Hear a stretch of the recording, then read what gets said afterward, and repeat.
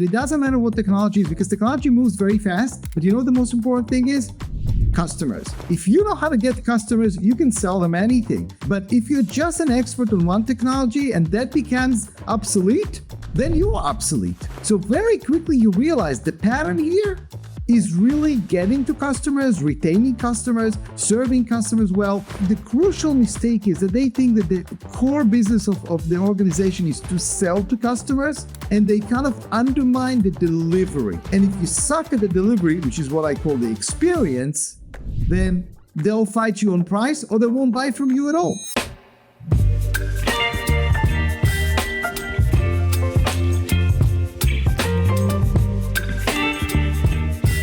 Welcome back to Mic'd Up.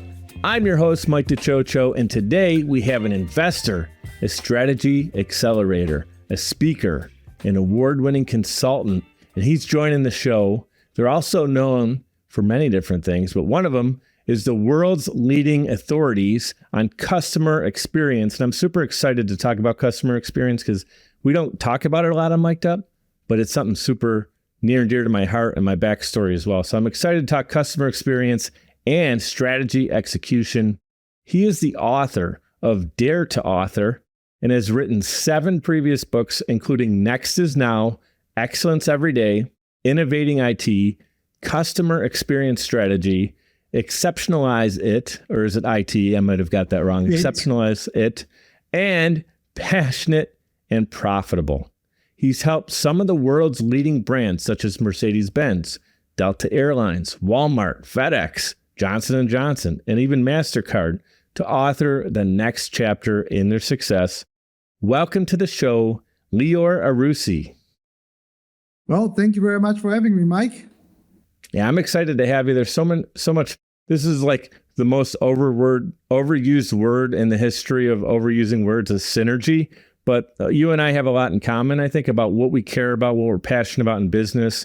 And off camera, you were talking about the importance of getting the next client and serving your next client. So this conversation, I think, is going to be one that a lot of people tuning in are going to benefit from. Because if you're in business, if you're thinking about starting a business, if it's something that's exciting to you, what we're about to talk about, I feel like it's going to be fuel for that person tuning in. So everybody can connect with you on your website. You have a great site built. I did check that out. Your social media is great. And it's all in the show notes. So anyone who wants to check out a little bit more about Lior, go to the show notes, click on that and check it out. I'm grateful for you being on the show. And actually, before we get into your books, you said 7 books, right? A new one that's like people are just buying like crazy on Amazon. But before we get into all that exciting stuff, I really want to know, like, all of that, you wouldn't have 7 books. You wouldn't have anything to write about if it wasn't for your experience. Your expertise is built on things that make you who you are today. You and I talked a little bit about it off camera, but I want our audience to benefit from that conversation. Sure. So if there's one thing I really love about this show is that we take a deeper dive. It's not just, we're not promoting your book today, although we will do that. Tell us how you got that expertise. How did you cut your teeth in the business? So you're absolutely right. I'm not an academic. I didn't read about these things. I didn't interview other people who did it. I did myself. And when I speak to other people, I'm like, hey, bring it on. You have a question, you're not sure, bring it on. So I started my career with 2 startups, one that did very well and we went public, one that didn't really, was a disaster. After that, I went to HP. I was the head of internet security at HP. From there, I moved to another technology company. And very quickly, you learn that it doesn't matter what technology is because technology moves very fast. But you know what the most important thing is? Customers. If you know how to get customers, you can sell them anything. But if you're just an expert on one technology and that becomes obsolete, then you are obsolete. So very quickly, you realize the pattern here is really getting to customers, retaining customers, serving customers well. And I started to investigate what's wrong. Why aren't companies getting it right? And when I saw that more and more companies are not getting it right versus those who are getting it right, that's when I started my first consulting business, Strativity. Started from my garage, had big plans, took me some time, but ultimately built a consulting business with about 150 consultants, offices in Australia, Canada, London, and New York. And we did, as you mentioned, over 400 major transformations at companies, anywhere from Mercedes to the LA Philharmonic to Novo Nordisk to Johnson & Johnson. We got the privilege to get to some of these big clients because we're better. Quite honestly, we're just better. We're delivering results. We were able to demonstrate that we're delivering results. So clients loved us because we gave them what they wanted. And that's really how we refined it. And each time we'll work with a new client like Royal Caribbean Cruise Lines or BMW, we'll learn something new and we'll help them refine. And I had one little trick that I love to do. And I always told the clients, I want to go work with the customers, with the clients. I want to work with your employees serving your customers. So I was, for example, I was working reception at Great Wolf Lodge, the big resort. And I was working reception. Then I worked laundry. I worked at Royal Caribbean. I worked at a variety of places. So I got first row experience to what the employees are going through, what the customers are going through. And that's what affected my writing. My writing comes from the bottom, from the gutters, from the front line of what's really happening there. And I think that's what we shared together, Mike. I think you have had some experience in that regards as well. Front line is the only place you can understand a business. Let's just say, what a way to kick the door in on an episode and just boom, fire hose right there of energy. And I just appreciate you with that. But I want to pause for a moment. A lot of times I kind of pause that because I want to reflect on what you said. You said a lot of great things right there. But what's most interesting to me is the fact that you work these other positions and jobs and really from the ground up to be a consultant, and not only just be a consultant, like you're one person representing a company. You got all these other people. You really built this incredible brand, and you're working with some of the biggest brands in the world. They trust you. They're not going to trust you if you don't know what you're talking about. But what I'd really love to hear from you was maybe it's not a moment, but many moments when you're working at the different companies you worked at in the past. And I have experiences, I told you, in retail, customer service. Yeah. I've done sales. I've been a sales manager, a store manager, and obviously I run my own company now and kind of it all led to that. And I'm wondering, was there a light bulb when you realized people need more time and attention on this, because businesses are failing because they don't know how to get clients. And once they get clients or customers, they don't have good service. So you could have, you said it, the best technology, the best product, the best this, that, and the other thing. But if you don't have great customer service, it all falls apart, right? Absolutely. So I had multiple light bulbs and moments of reckoning when I realized it. But I'll give you one example, okay? So I was working with a cell phone provider in Holland. We installed the latest technology. They were the only one in the country with the latest technology to service the customers really amazingly. And then they won the worst call center award. Now I'm like, you got to be kidding me, right? They said, no, in Holland, it's real. And I'm like, okay, people will forget about it. They said, no. We have a real shaming going on right now in Holland with our names on it. And I'm like, and I went to the guy in charge and I'm like, Jan, what happened? And he said to me, Lior, even a fool with a tool is still a fool. And I said, explain. And he said, I bought the technology, but I wasn't really serious. I didn't make the cultural changes. I didn't train my people how to service customers better. I just went for the shortcut, And here's the thing. Companies, the crucial mistake is that they think that the core business of the organization is to sell to customers, and they kind of undermine the delivery. The problem is the customer is undermining the selling because they don't trust salespeople so much, but they're paying attention to the delivery. And if you suck at the delivery, which is what I call the experience, then they'll fight you on price or they won't buy from you at all. So every time that I go to, the clients come to me and says, I need some help. I said, what happened to your cost of acquisition? Is it more difficult to get clients? Do you need to throw some more discounts there? I said, yeah, that's the problem. I said, that's because your experience is not great. Because if the experience will be great, they'll be paying your price. Right. When the experience is not great, you're discounting. That's why people pay a little more to go to that fancy restaurant on an anniversary or a birthday or the experience. So they'll pay for Disney, money they don't even have. They'll spend for their family experience because that experience is so substantial.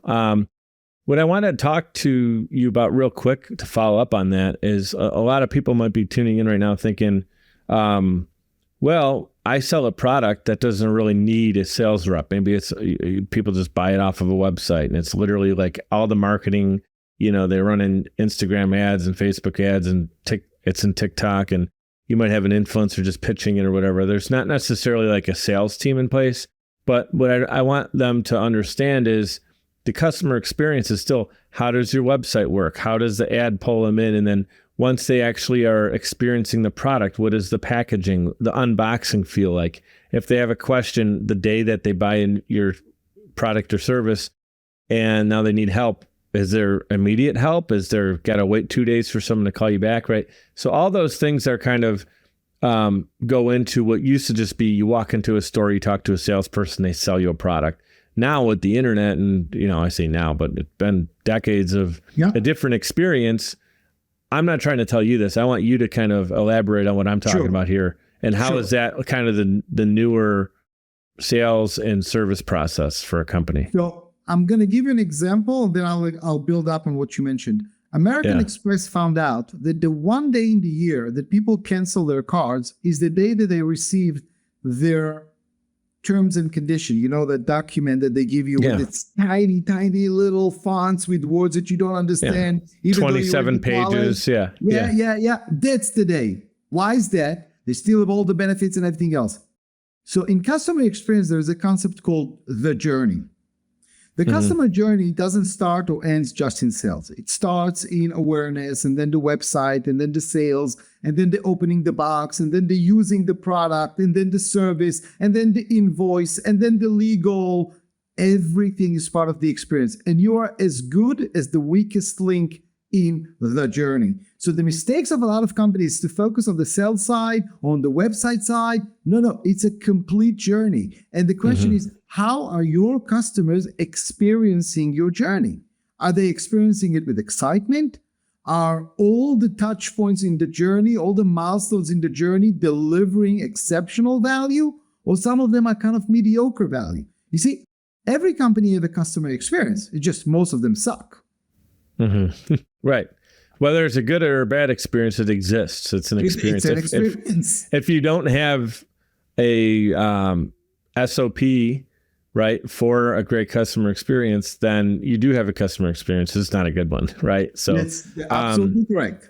Yeah. And so there's different ways to track it, different metrics. I know KPIs are more of a sales term, key performance indicator, like, hey, how many of these did you sell, or how much did you cross-sell, and all that. So a lot of salespeople understand KPIs, but there's also NPS, right? It's a net promoter score, I believe, right? So talk about that. Is that still a thing? Because when I worked in corporate retail and managed a Sleep Number store, that every meeting was NPS this, NPS that. So is that still going on now? That this is like over a decade ago. So correct. So net promoter score, and I want to explain it because I think the concept behind it is more powerful than the actual number. Okay. So net promoter score basically measures the number of people who loves you minus the people who hate you. So think about it. So is it polarizing like that? Like love, hate, and then there's the middle ground? Is it really focused on the people who are bored by you? So let's use an analogy of an Instagram post, okay, or an Instagram reel. The people who loves you will engage, would like you, will share it. They are the promoters.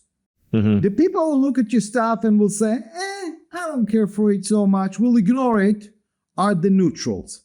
And the people who are going to hate it and going to be down, putting bad comments and everything else, these are the detractors.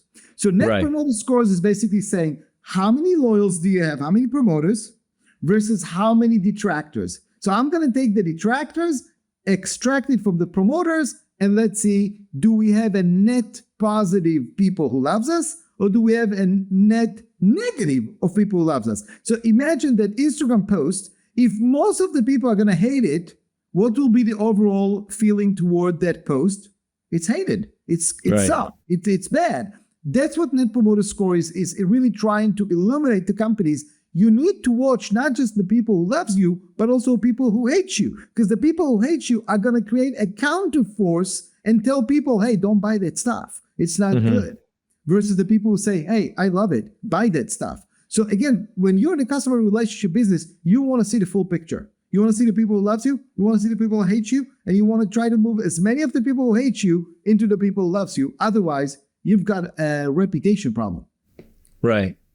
And so what's worse, to have more love and hate? So it's kind of like big wins and some big losses, or is it worse to kind of be in that middle ground where you're just kind of murky? You don't know how come now a lot of people are loving, or how come, like it's almost like the president, half the country loves him, half the country hates him, and he's okay with it because he's popular and whatever.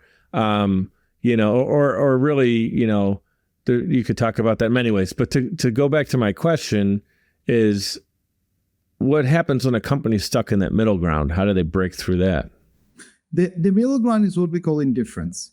When you're indifferent towards something, you're not going to pay a lot of money for it. Okay? Yeah. You're not going to be loyal to a specific brand. Let's say you're indifferent towards brand of milk that you're using. You don't have a specific preference. So you're going to go to Wawa and whatever milk they have there, as long as they have the milk, you don't even know which dairy they bought it from, right? Indifference is not a place to be because it's the downhill, chase to the bottom price game. You want to mobilize your customers emotionally. Emotionally means more profits. When I'm emotional towards something, I want it and I'm going to pay more for it. When I'm not emotional towards it, it's just a transaction. Okay? You're not emotional toward Sunoco versus BP versus like, hey, whoever, just fill up the gas. I don't know the difference, right?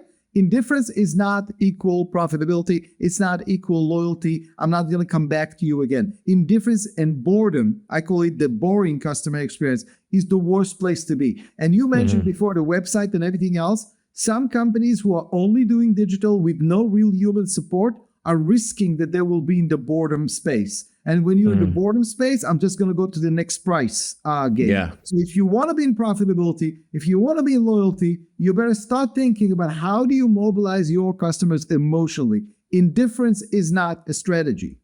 So you've worked with some of the biggest brands in the world. We talked about a few of them. What are some of the challenges that they've had that they hire you? And now what are some of the things you're solving for to get more of those people loving, so their NPS score is net positive? Right.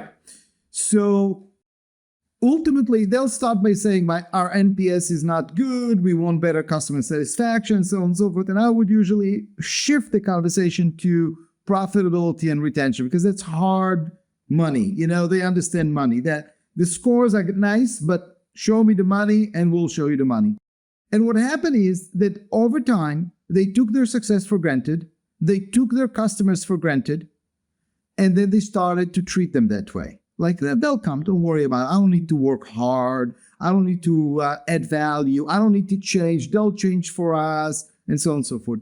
Problem is, customers are constantly changing. Customers' expectations are constantly rising. And they stay stuck in an old chapter. That new book that you mentioned, Dare to Author, is talking about the fact that companies lose their strategy, they lose their competitive advantage because they got stuck in an old formula, in an old chapter, and they don't know how to write the new chapter. And if you don't write this new chapter as a company or as an individual, you're risking relevance. You're not relevant to the customer anymore. You're like the old guy.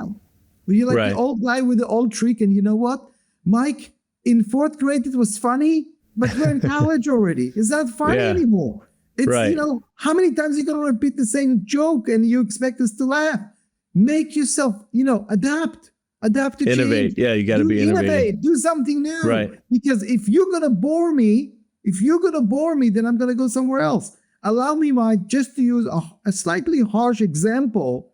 But for those of you who are married, okay? So when you dated, you found that little Italian restaurant and you took her there with their special recipe and she fell in love with that restaurant and it was Friday evening and you bought her a rose and you said, oh, I guess that's what's going to work. So now, 10 years, every Friday, you go to the same Italian restaurant, you buy the same rose. What do you think is going to happen to that relationship?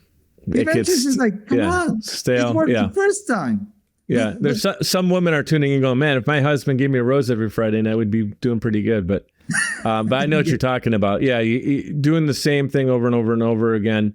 And then also if it's not it might have worked in the beginning and then it just gets, you see it. Why is the first movie typically of a series the best one? Because then the sequel's a little bit less great. The third one stinks. And if they do a fourth one, they'll be lucky if they can even get the same actors to do it, right? It's like you look at Home Alone 1 and 2 with Kevin McAllister. They were great. And then the third one's another kid, and no shot or knock on that kid. Nobody knows who he is. At least I don't. But it didn't have the same magic because they just extended it.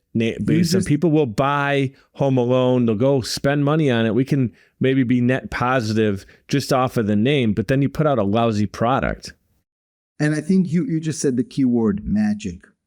Mm-hmm. Make it magical. Make it exciting. Yeah. Make it exceptional. Make it something they'll break to their friends. Mm-hmm. Make it magical. You got me excited right now. Do you know how, I feel excited right now because there's different things with my own company where I know when things are going good or you're growing, you kind of just keep things in place. And now it's like, I got to stop bringing them to the Italian restaurant, giving them a rose. I got to figure out, not just to be different, not being different's not always good.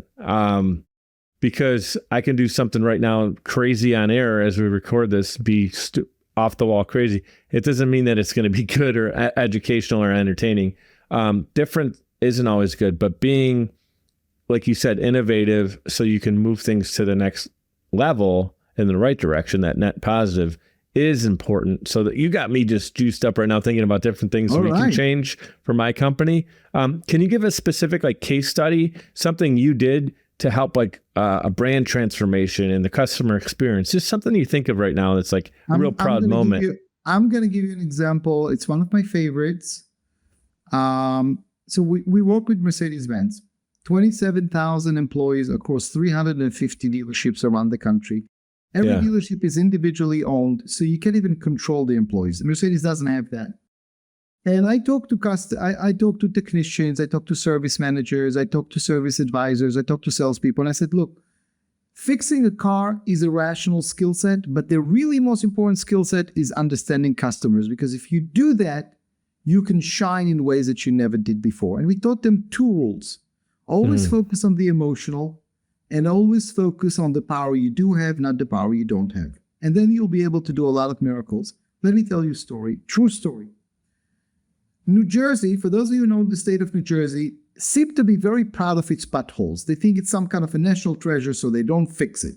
For those who drive in New Jersey, you have one of the highest flat tires in the country. Your rims are getting dinged up, Buffalo has a lot of potholes too. I grew up in Buffalo, New York, and a lot of the streets. They cherish them too as national treasures. I don't know if they cherish them, but the thing is, the winters are so brutal. Then the salt sits there, and it just erodes the streets and everything. And then you got a gigantic plow coming down, ripping through the streets, and it's just not good math. But at the same time, it takes some years and years and years to finally fix the pothole. But back to your story. Back to my story. One of the worst snowstorms. It's 2 p.m. Customer shows up with a flat tire to one of the dealerships. The technician is trying to help her. He's looking for a replacement tire. He doesn't have it in inventory. He calls all his other places, that Mavis Discount Tire, everyone. No one has the tire. Okay, from a rational standpoint, the answer is, sorry, lady, I don't have it. On top of it, all the loaner cars are out and the shuttle is stuck in the middle of the storm. I can't help you. That's the answer. I can't help you. But this guy turns to her, focus on the emotional, turns to her and says, man, you seem to be really distressed. It happens. Flat tires happens. Why are you so distressed? And she turns to him and she says, my son has a soccer game at 4 o'clock. I promised him to be there and I don't want to miss that. Now there's a personal connection because he's a father. He knows breaking the promise for a child not to show up for a school event, that is not something you want to do. Still doesn't have the tire, right? But then he's going to the next level, which is focus on the power you do have. And he's thinking, I've got to find this tire somewhere. I've got to find a tire. And then it hits him. There is a car in the showroom with the same model of tires. He goes there, he removes the tire from the car, leaves it on a jack, didn't even replace it, Go and install it. She sees what he's doing. She starts crying, saying, no one ever treated me like that. And I spoke to this guy afterwards. He said, Lior, it was one of my best days. I felt like Superman. I felt like I am invincible. I can do it. Even when the answer was no, rationally, I don't have it in inventory. But he went and did that. We created 5,000 stories like that in the first year of our project at Mercedes. And you know what happened to these type of stories, Mike? They spread. People share it with their friends and family. And then their friends and family are saying, I want to be treated like that. I want to get that. I'll pay for it. I'll pay more to get this type of treatment. If that's how they actually treat their customers. So what happened is the differentiation and the justification for loyalty was from the experience. And I give you thousands of stories like that. Mike, this was our business, is helping people connect to the intrinsic motivation, rise up to the better version of themselves, look at the customers as human beings and say, I'm here and I'm your Superman today, and I'm going to save the day for you, whatever that is.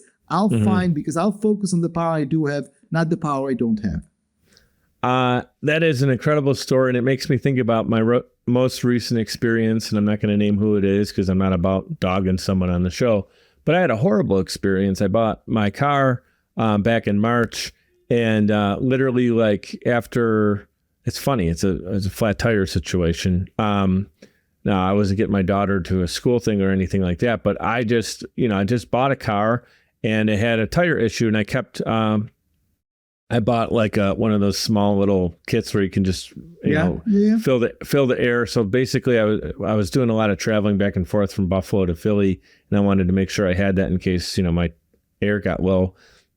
So I pumped everything back up, and then I noticed it kept going. The one tire kept going down. I didn't see anything in it. I called service and I just said, hey, I think I might have like a leaky tire. I don't see anything in it. And I was really down there looking around, and it doesn't look like I ran anything over. Now I'm talking to the general manager. So the guy who, when I first walked in as a complete up, right? You know the term up, of course, you're in sales.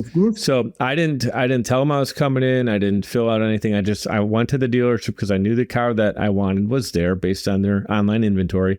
I walked in, I was an up, and this guy happened to be the person who greeted me, which was also a bad experience because when I walked in the door, there were 3 or 4 people at their desks. They all looked at me, and then they looked back at their desk. Because it wasn't their up, they were like, screw, I'm not going to greet this guy or wave or smile. So I immediately walk in and... Or they profiled you, Mike. Or they profiled you. Or they profiled me because, I came in, I was wearing a hat. I was just wearing like a regular jacket. I wasn't dressed up super nice or whatever.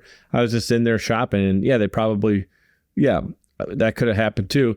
And the only person who finally acknowledged me, he was the general manager, and he kind of ran over. And then they gave me the youngest kid on the staff, and I don't even know if it was his up or not, but they had me. This kid drove me around in the car.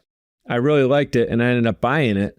And then I had this issue with the tire, and when I called back, I was talking to the same guy again, and he didn't even act like he remembered me. It was 2 days later. I was like, hey, it's Mike. I got the red Ford and this, that, and the other thing. And he didn't say oh, yeah, Mike, I remember you, or how's the car or anything. He's just like, what could I do for you? And I told him, I think there might be a little bit of an issue. I want to bring it by. Well, then did you talk to someone on our service team?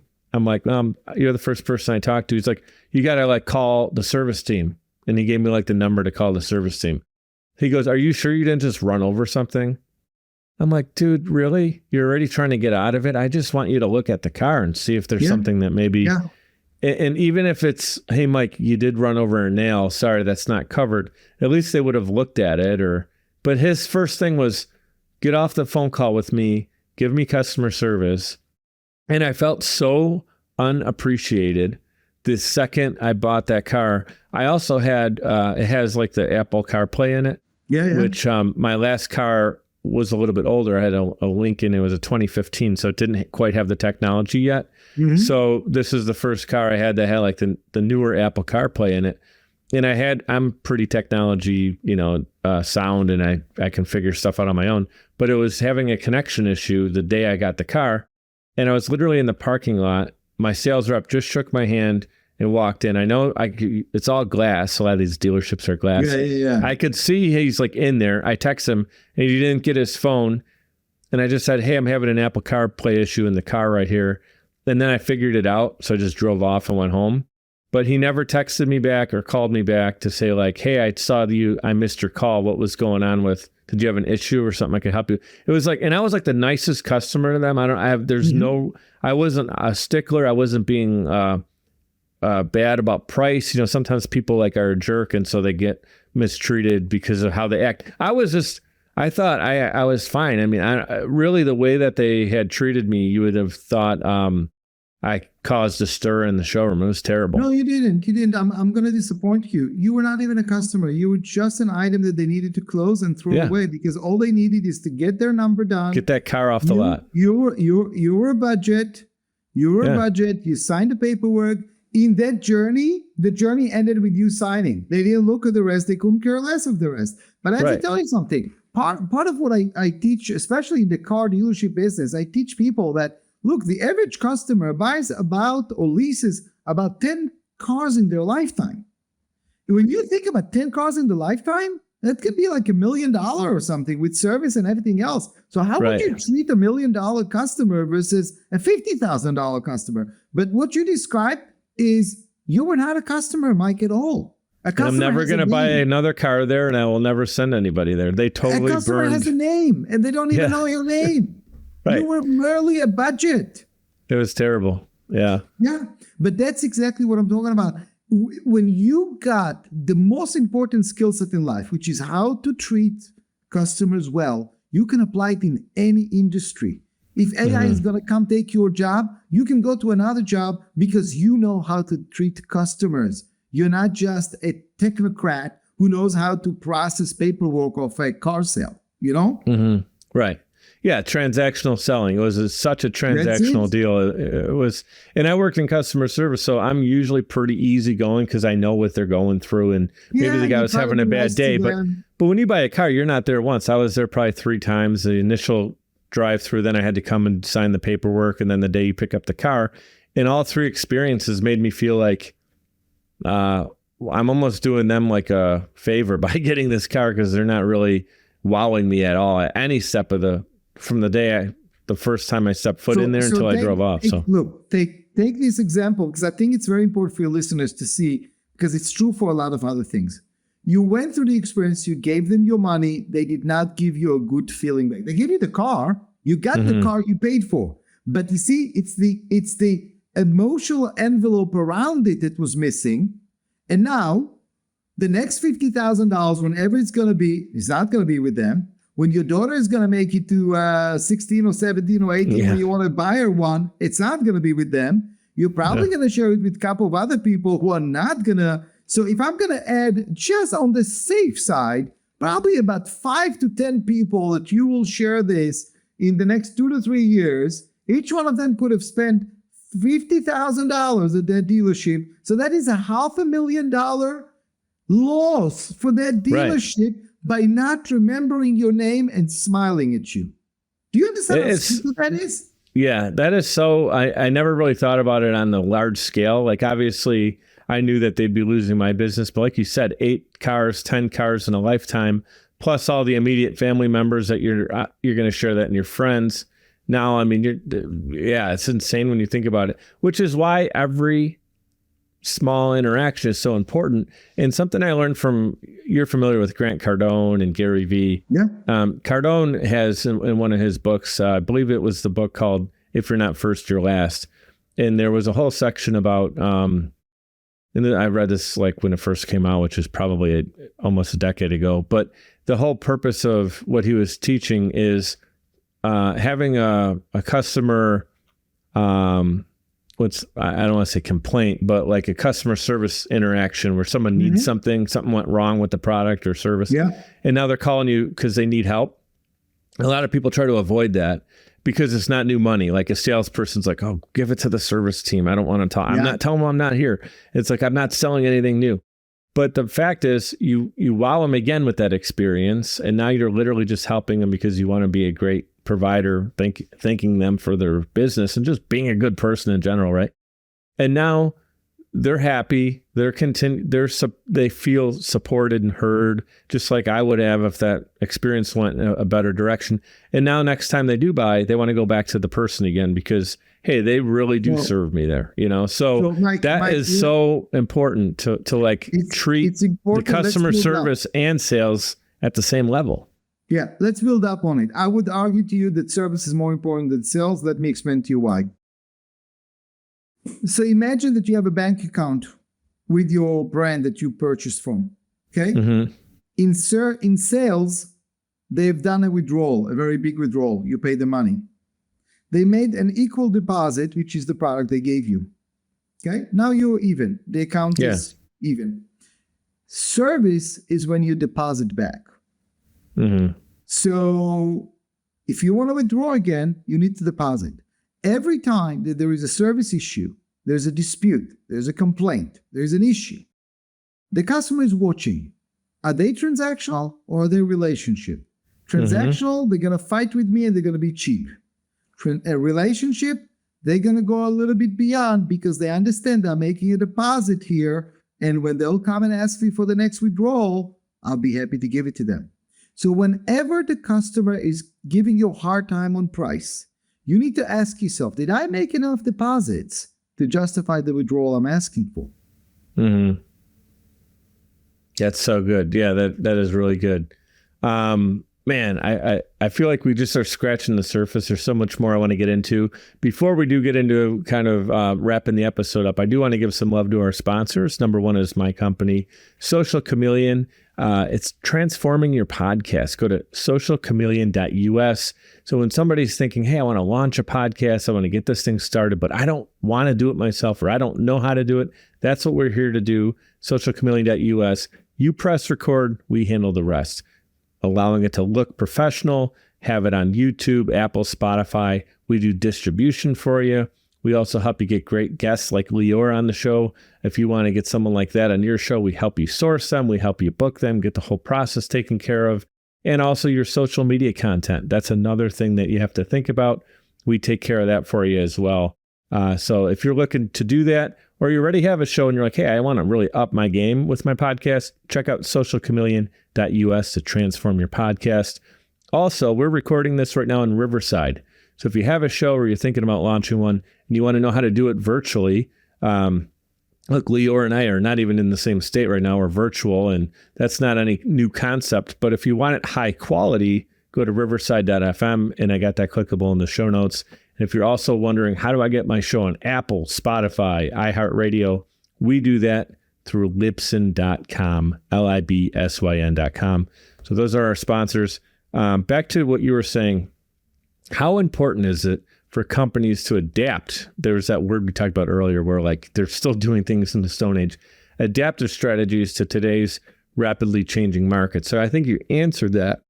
But what I want you to talk about is like some real examples of how things are different, maybe an experience situation today than it was 5 years ago.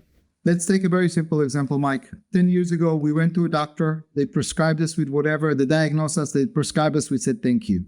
Today, you go to a doctor. They're about to diagnose you. What do you say to him? Oh, no, sir. I already diagnosed myself on the internet, and I found this medicine from Guadalajara, Mexico. I just want to make sure that it's okay with you. And the doctor's like, you went to Google for 15 seconds, and I went to medical school for 15 years, and we're now equal? And the patient's like, yeah, we are. You are. We've gone in the last decade with so much empowerment. We know how to do our own mortgage now. We know how to do our own insurance. We know how to do our own travel. We are bagging our own bags at the supermarket, right? We are all working at the supermarket these days. We can do gig economy from Thailand and work with, like, customers have been empowered in the last 10 years in such a significant way that I call them today the one and only. Each one of them is their own brand. There are, by the way, over 200 million content creators in the world and growing. People have their own brands now. The customers are not just recipients of our services. They are brands. And they're looking at whichever vendors they're working with in a totally different way. They're looking at them as toolkit to build their brand, not as brands that they're buying to look good. So radical change that I believe that ChatGPT and AI is really the tipping point, because we also outsource or empower the customers with creativity, with the ability to write, with the ability to create art. They don't need artists anymore. They don't need newspapers anymore. What's the New York Times? I can write my own blog. I can write my own show. I can do whatever I want. So customers have gone through a radical change that they are now becoming the destination or the brand. And the brands need to ask themselves, how do I serve them better? It was unthinkable that 5 years ago we would say, let me pay this customer to use my product and post it on the internet. Nobody even thought this was a possibility. Today we do that. It's called influencers, macro influencers, micro influencers, semi-sub, whatever influencers. We use our customers in a different way. I think each and every one of us need to understand a very simple truth. The customer is not a static definition. It's a dynamic definition. Customers are constantly changing. Either you are ahead of them and you anticipate their needs, or you're behind them and you're constantly apologizing for not fulfilling their needs. That's the only game. Change is going to happen. And Dare to Author is helping you think about, are you ready for change? Are you embracing change, or you're fighting change? But it's going to happen. Yeah, that's really good. And I'm thinking about how it impacted myself personally, or the industry I'm in has been impacted, would be a better way to put it. Think about radio, right? So I'm in podcasting and we're doing video and audio, which everybody is podcasting should really be thinking about themselves as having their own show, whether it was on NBC, CBS, ABC, one of the bigger networks, if it's a sports show, ESPN. And not that long ago, if you wanted to be successful in your space, talking about whatever you love to do, if it's entertainment, it would be kind of like the late night show. If it was sports, you have your half-hour show on ESPN the afternoon. And now content creators can go and do that, and they can get out to the world. Now you have, millions and millions and millions of them. So obviously, cutting through to be as popular as one of those 5 names that you would know in the industry is very difficult. But at the same time, you're not stuck like, hey, if I want to have this particular show, I have to have made it on this network. That doesn't stop you anymore. So in a way, I think that's a beautiful thing, because if you're only getting your information from 1, 2, 3, maybe 5 sources, it could be so manipulated, and there could be so much propaganda and strings attached to it. Where if you want to get your information from people like yourself on podcasts who've done it, they know it, they've lived it, and can share their personal experiences, you can get your message out now in such a beautiful way, in a big way. So I think that's just kind of how it relates to the podcast industry. I know we only have a few more minutes. I'd love you to share a message with people who are right now, they're early on in their business, and maybe they've seen some success. They've had some tough months. They're trying to really turn this into a real feasible business, something that is going to allow them to leave maybe corporate and go out on their own. And they're thinking right now, what's like the most important thing I can do that maybe doesn't cost a lot? They don't have a big budget. You don't need to have a big budget for great customer service, but what, in your opinion, would be the thing that they need to be focused on the most right now? So a good business has three dimensions to it. You need to have a clear customer need that people are willing to pay for. You need to be qualified to service that need, and it need to pay. It need to be something that people are willing to pay for. That's the 3 elements. If you're in corporate right now and you're thinking about, what should I do and so on and so forth, there are 2 things you can do without much of investment. First of all, even from your tough months, try to understand what is your superpower. What are you better at than anyone else? What do you do in a different way than anyone else? That's the first thing. Second, while still on the payroll, engage with customers. Find out what they need. Find out what are their pains. Find out what are the unmet needs that no one is willing to do for them, and ask yourself, can I marry my superpower with that need and create a solution that they'll be willing to pay for? First of all, get the data. Get the data. Each and every one of us have a superpower, Mike. Every one of us. Every one of us has a gift that they can give to the world, and we just need to find a match with the people who needs it the most and are willing to pay for it. That's what you can do. Do your research. Don't go out there on a limb just on the gut. Find the data, prepare yourself, do the research, see who else is doing it, and find out how you can do it better. Be a student of the game, right? Yeah. So if you're playing a sport and you're just naturally talented, it'll get you so far, right? But if you're a student of the game, that's why some people, after they're done playing, they become coaches, but they maybe weren't the best player, but they're a great coach because they're a student of the game and they have that love and passion and understanding of it. And so with your business, what you're saying right there is while you're transitioning, take some of that paid training. There's a company paying you to work for them. Yeah. Learn what you can learn in that experience and then go take that great knowledge. And there's a plethora. I mean, the internet, there's no shortage of information. Get and study in that space and then go and connect it to your superpower. That was really well said. Mike, go to your market research department and say, hey, what are the latest research? Can I read some of those customer comments? What are they saying? What are they complaining? You get access to it. It's part of your job anyway. It's there. Take advantage. Yeah.